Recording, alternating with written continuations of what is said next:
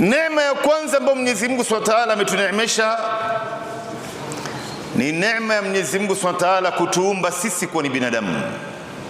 Hii ni moja katika neema kubwa. Hakukuumba wewe kwamba ni kombo mwiko unaishi chooni, au ni ngamia ambaye anaishi jangwani, au ni ng'ombe aliyofungwa kamba anangojea kuchinjwa.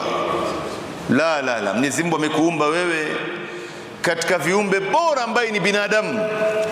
Hii ni neema miongoni mwa neema za Mwenyezi Mungu. Baada ya kutuumba sisi kuwa ni binadamu, akatujalia sisi kuwa ni Waislamu.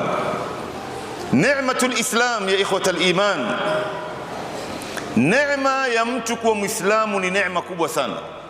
Hakuna mmoja wetu hapa aliwahi kuandika barua kwamba mimi nataka niwe Muislamu hata Mwenyezi Mungu akamkubalia.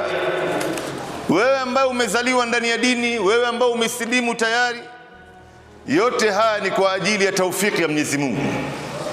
Wangapi miongoni mwa watu ambaye hawajaipata hii neema ya Uislamu? Dini mbele ya Mungu ni Uislamu. Wa man yabtaghi ghayra al-islam dinan falan yuqbala minhu wa huwa fil akhirati min al-khasirin.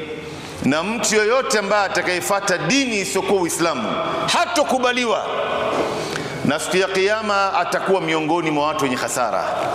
Ndio unaona mtu yoyote ambaye amepewa neema ya Uislamu amepewa tikiti ya kuingia janna.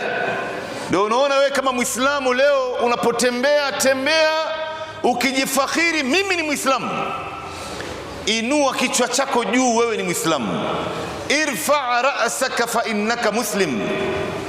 Usione haya kujifananisha na Uislamu, usione haya kujiita kama Muislamu, usione haya kuvaa kama Muislamu, usione haya kuzungumza kama Muislamu, usione haya kuishi kama Muislamu, wala usione haya kufanya biashara kama Muislamu.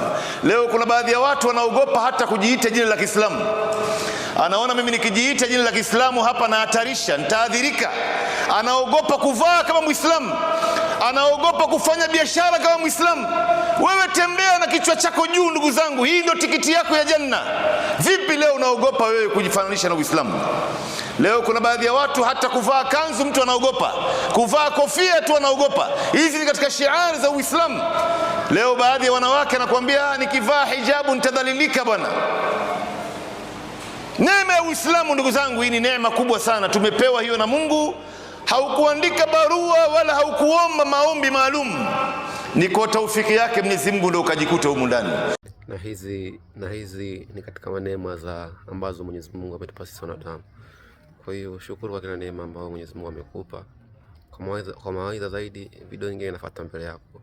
Sikiliza, Mwenyezi Mungu afanye pesa katika maisha yako. Asante kwa kusikiliza.